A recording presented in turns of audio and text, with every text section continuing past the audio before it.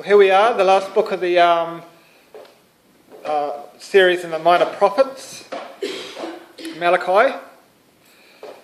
Now, sometimes not knowing something can be the hardest thing in the world. You know, unanswered questions can haunt people.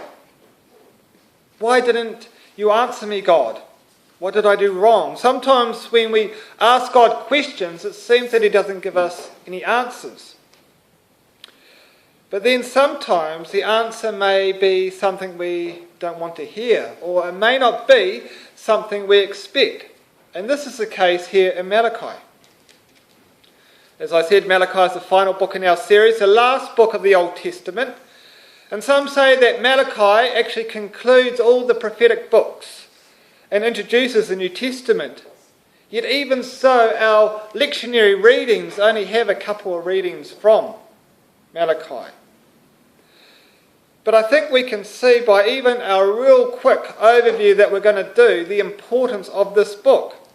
Its style is somewhat unique in the way that it asks questions and it gets answers.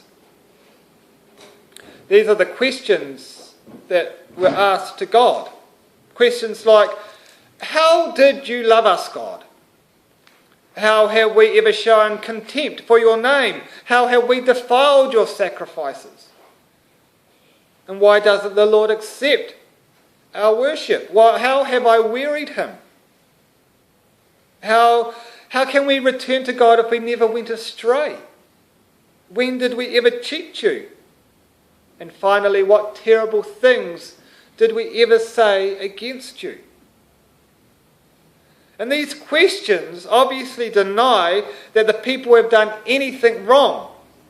They are defensive and they are aggressive in the sense that they require God to show exactly where we went wrong.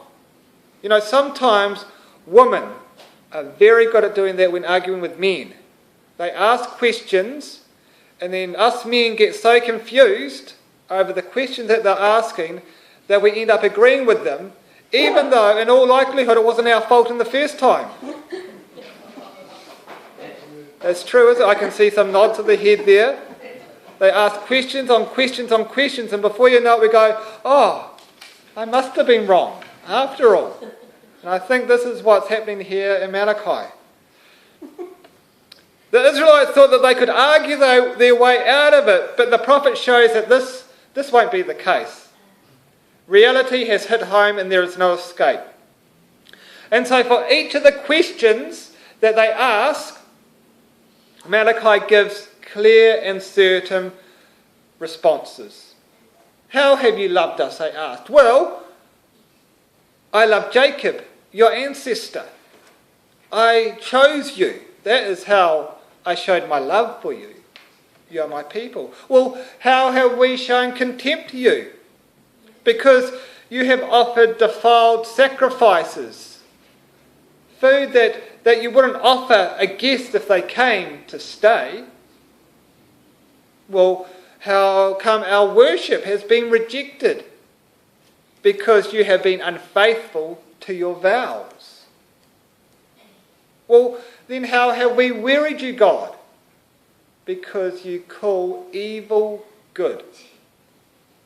Or how have we left you? How have we gone astray? Well, you have cheated me, cheated God of tithes and offerings.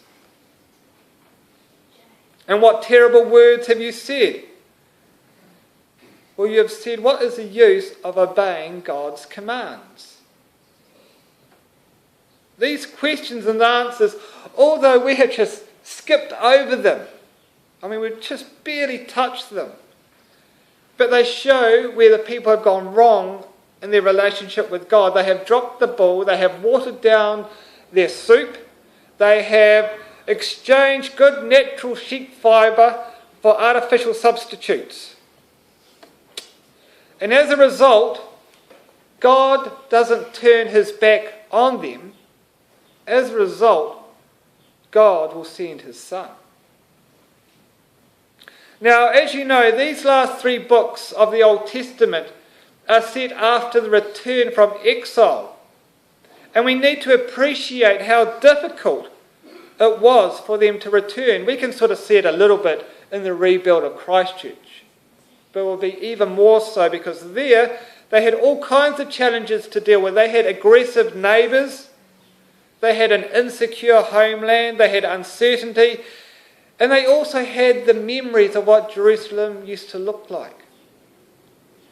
But those who initially returned home, they had determination to recreate their homeland once more, to claim the land that God had given them. And with all things when we start out, there's always a degree of enthusiasm. Like a building project, or we're going to do some exercise this time, all those sorts of things. And we normally start off pretty well. First day I'm pretty good. Second day something comes up. It doesn't take long for the stamina to sort of fade, and the keeping the goal in mind, we lose that. Another thing to keep in mind with the exile was that not everyone returned. In fact, some of the Jewish people made incredibly good lives for themselves in these foreign lands. They had become successful and comfortable there. And they were keen to stay there rather than go back to a land that was broken. It was really only those who were really dedicated to the Lord who returned, or those who had nothing to lose in returning. And as you know, it was years before anything improved. There were setbacks and there were trials, and we read that in the books of Nehemiah and Ezra. We see that people were initially faithful and committed, and reflected in their relationship with God. The problem seems to arise when the next generation came. Their commitment wasn't to the extent of those who went before them. They drifted from God. And perhaps in some ways we can see that in our own society, as the generations tend to drift further from God. Perhaps. They became fickle, and they treated their faith and their relationship with God with little respect or honour.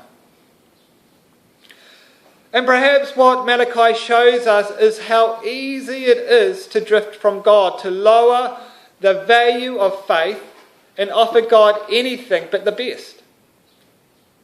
But we need to understand that this sort of thing doesn't happen overnight.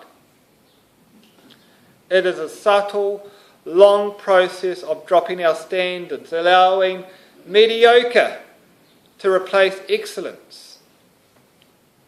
And this isn't simply about doing excellent church services where everything runs perfectly, but rather it is about living a faith that God has first priority, and how much difference that would actually change our life if that was truly the case. So when I read passages like this in Malachi, I like to read it and ask myself if the message is actually speaking to me, even if it is harsh and it is unsettling, even if it is close to the bone. Do these answers actually speak to me in my relationship with God, rather than letting myself off the hook and say, no, I'm good? Is it better to say perhaps there are things I need to address? And the reason I would do that is not to make me feel bad or worse or naughty. The reason I would do that is so that I could grow in my faith, grow closer to God, in order that I could be used by God to do His will. Do I give God my best, or have I dropped the ball? Is God my first priority or not? What motivates my decisions, my attitudes, my desires? Also, these last three books, they focus on worship. And in church, worship is a fundamental aspect of church. However, our worship can be diverse, and sometimes we see it as, is it traditional or contemporary, and people know what they like and what they don't like in these sorts of services. But I don't think that God is too worried about if a service is traditional or contemporary, if it is contemplative or silent or formal or liturgical. It goes well beyond what happens inside these buildings. What I think God is more interested in is one's attitude, what we focus on, and indeed what our outworking is. Because our worship with God, our relationship with God, isn't based on formalities or rituals. It is based on love. Well, it's meant to be.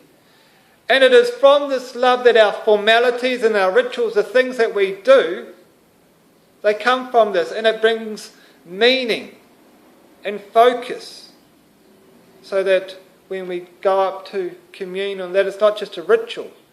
It focuses on what we do.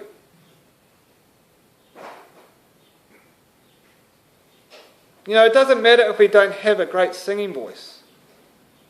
But if we sing to God in love, that is of much greater value than the person who has the greatest singing voice in the world but doesn't do it in love. Because love is not about perfection, it is about commitment. The things we do, the way we treat others, the things we focus on reflect our relationship with God in one way or another. And most importantly, it affects God's relationship with us. And when, like the people in Malachi, things start to fall away, it isn't long before we can lose our way. And so in conclusion, there is this relationship between what we do and how we do things. And the connection is love. Admiration, respect, honour and thankfulness. The example Malachi gives, as I mentioned, is of an offering to the governor of one of the sacrifices that were offered to God. He says, you wouldn't offer the governor the sacrifices that you offer me, and yet you do that. If someone important came to our home, how would we treat them? How do we treat God? Has God become too familiar? And as I said, these questions, they aren't to condemn us, they aren't to make us feel worse. They're actually to inspire us and to live the life that God wants us to live, to focus on the good things of God, because we are willing and we are committed to do our best, to give our best because of our love for God and because of the love we have received from God. It's a good place to stop.